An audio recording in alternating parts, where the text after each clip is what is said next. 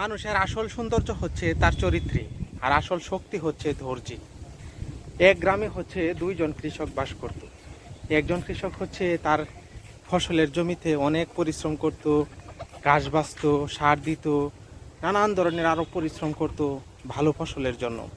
আরেকজন কৃষক ছিল অলস, সে ঠিকমতো পরিশ্রম করতো না, সে তার খুশি মতো চলতো আর বলতো এত পরিশ্রম করে কি হবে।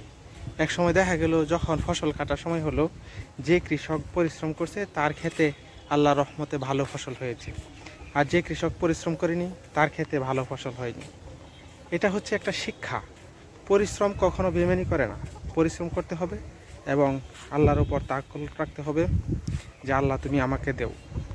ঠিক তেমনি আমরা ফেসবুকে যারা ভিডিও তৈরি করি, আমরাও যারা পরিশ্রম করতেছি, পরিশ্রম করতে করতে করতে করতে এক সময় আপনাকে সফলতা ধরা দিবেই ইনশাআল্লাহ, এটাই বাস্তব। আমাদের বাংলাদেশে যখন আজান হয়, চারদিকে আজানের ধ্বনিতে মুখরিত হয়ে যায়। শুনুন।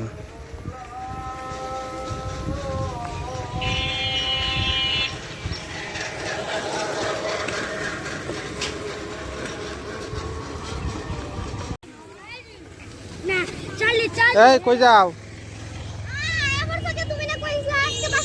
ধরো ধরো ধরো, যাও যাও মায়া, যাও যাও যাও। গ্রামের মানুষ কত কষ্ট করে ফসল উৎপাদন করে। এই যে বন শুকাইতেছে চাচা, রৌদ্রের মধ্যে ঘাইমিয়া ঘাইমিয়া। ছোট ছোট বাচ্চাদের ব্যাগ কাঁধে নিয়ে স্কুলে যাওয়া দেখলে আমার ছোটবেলা মনে পড়ে যায়। ছোট সময় আমরা ওইভাবে ব্যাগ কাঁধে নিয়ে স্কুলে যাইতাম, মধুর স্মৃতি। খেজুর পারতা নাকি ভাই? কাটার ভিতর থেকে কেমনে পারো? হ্যাঁ, কাটা লাগলে উপায় নেই, খেজুরে কাটা লাগলে।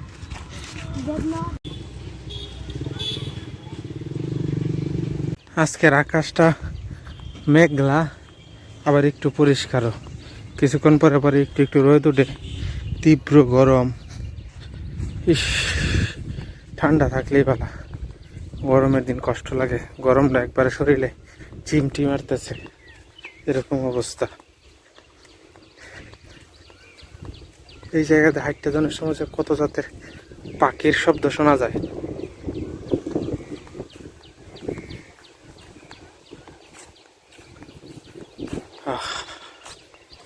সে শান্তির জায়গা এই পুকুর পাড়টা।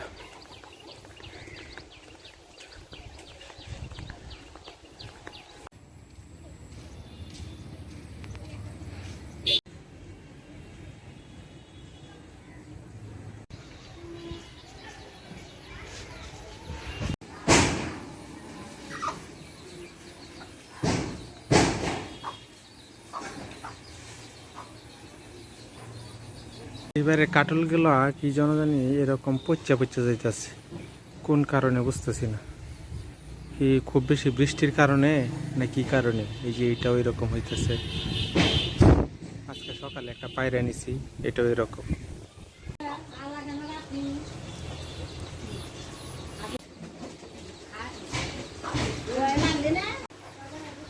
বাছুর আরামে ঘুমাইতেছে।